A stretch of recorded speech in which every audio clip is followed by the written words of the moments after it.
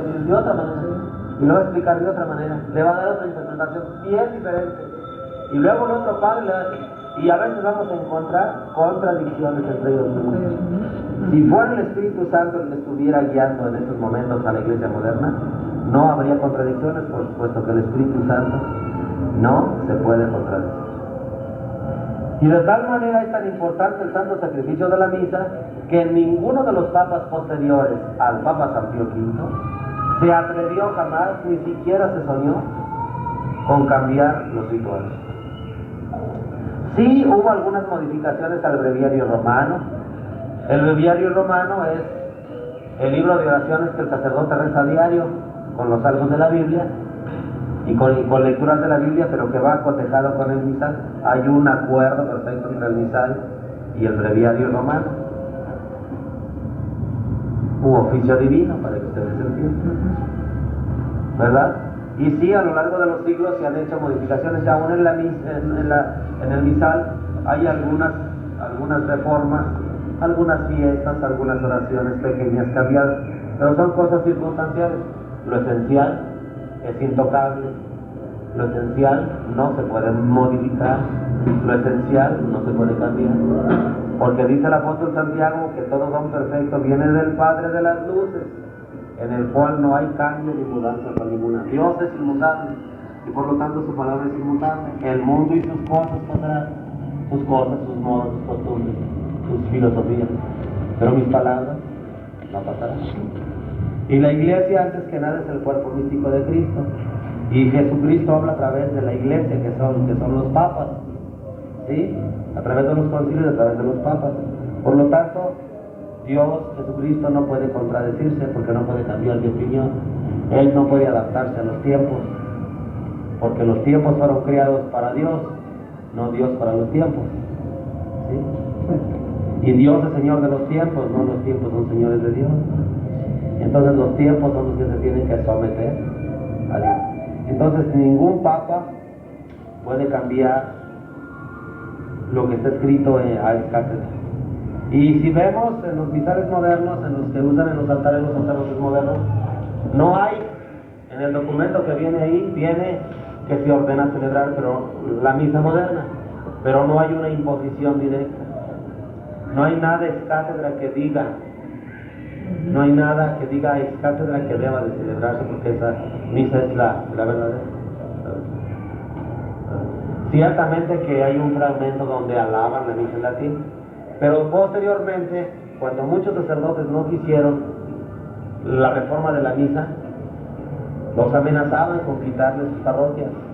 A los obispos que se rebelaron los amenazaron con quitarles sus episcopados. Y hubo una prohibición. Les voy a traer ese documento, no esta semana, porque ya no alcanzo a ir a traerlo a mi casa, pero para la otra semana les voy a traer eso. Hay un documento donde hay una prohibición de la misa en latín. La misa se prohibió, la misa en latín se prohibió. Otra cosa que ustedes deben de saber es que la misa en español no fue pedida por la iglesia. Eso fue un asunto allá de los obispos. Pero los pueblos jamás pidieron, porque a los pueblos no se les tomó parecer. Para el Concilio de Trento, a los pueblos no se les tomó parecer para lo de la misa. ¿Concilio de Trento o de Vaticano? En el de Trento. En el de Trento había muchas añadiduras que se habían introducido. Entonces, allá el culpable no eran los pueblos, sino eran los sacerdotes y los obispos. Entonces, cuando se unifica todo para establecer la misa verdadera con las oraciones y ritos más antiguos, para que quedara solamente lo más antiguo, no se consultó al pueblo. El Concilio Vaticano II se precia de que dio entrada a la opinión de los pueblos, pero nunca le preguntaron a los pueblos si querían la misa en español. Eso fue un falso. Simplemente la ordenaron y la metieron a la fuerza, pero la iglesia nunca pidió, ni los sacerdotes ni los obispos pidieron el cambio de la misa. Eso fue cosa de 3 o 4 obispos infiltrados dentro del Concilio Vaticano II que promovieron eso. Y hay pruebas históricas de que la iglesia en sí no pidió. Y la prueba es que al principio, cuando iban a venir el cambio de la misa el 1 de noviembre del año de 1962, que fue cuando se ordenó que se cambiara la misa de latín al español, que fue la fecha que se puso para celebrar en español. Fue allí donde salió una publicación en el Sol Mediodía, Ajá. donde tenía la orden del Vaticano que todos los sacerdotes tenían la plena libertad de ser casados. Fue allí donde todas las iglesias empezaron a organizar las metas, kermeses y bailes y todo eso. Ajá. Pues hubo muchas cosas, ¿no? Hubo muchas cosas, pero lo peor, lo que realmente destruyó la fe fue la destrucción de la misa. La misa no fue, la gente no cambió, pero claro que a la gente nueva, porque todavía en el tiempo que se apareció la Virgen del Rosario y ese tipo de apariciones, había mucha gente rebelde en contra de las misas modernas, pero las nuevas generaciones ya no. Y se tragan la píldora que les enseñan en lo moderno, que les dicen que no, que para que el pueblo crea más, que para que el pueblo entienda todo. Y sin embargo, ahora que el pueblo entiende todo, es cuando más gente se está separando de la misma iglesia moderna para pasarse a las sectas protestantes. ¿Sí? Las sectas protestantes están ganando mucho terreno. Entonces eso es muy importante que ustedes lo entiendan. Entonces, la misa en latín no es más que la misa apostólica, porque todas sus oraciones, sus símbolos, sus signos, su regla de oraciones, todo lo que ella contiene, la misa en latín, no es invento del Papa San Pío V, sino es la investigación profunda de los documentos más antiguos de la Iglesia y de las costumbres apostólicas. Por lo tanto, la misa en latín es la misa apostólica. La misa moderna es una misa satánica, es una misa protestantizada, es una misa que no tiene nada de católica. Antes en los concilios sí se convocaba a la gente para que estuviera de acuerdo. No, la gente no. ¿En ningún concilio? Se permitió la entrada a la gente, pero gente que supiera realmente. O sea, que se le pedía opinión a la gente para si quería la misa. No.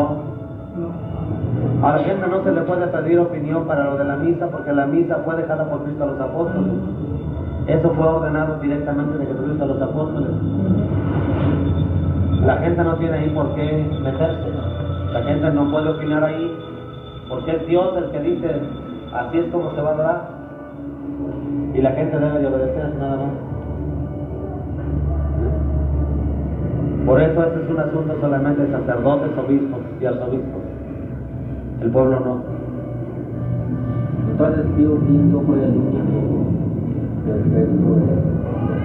Pues no, como ser humano también tuvo sus equivocaciones, como todo ser humano, pero como papa fue un buen papa y fue realmente quien se preocupó porque no hubiera estas cosas. Es que en el Concilio de Trento se aclararon muchas cosas, ya había muchas herejías, ya había mucha rebeldía y empezaba el liberalismo, las sectas secretas estaban tratando de destruir la iglesia desde ese entonces.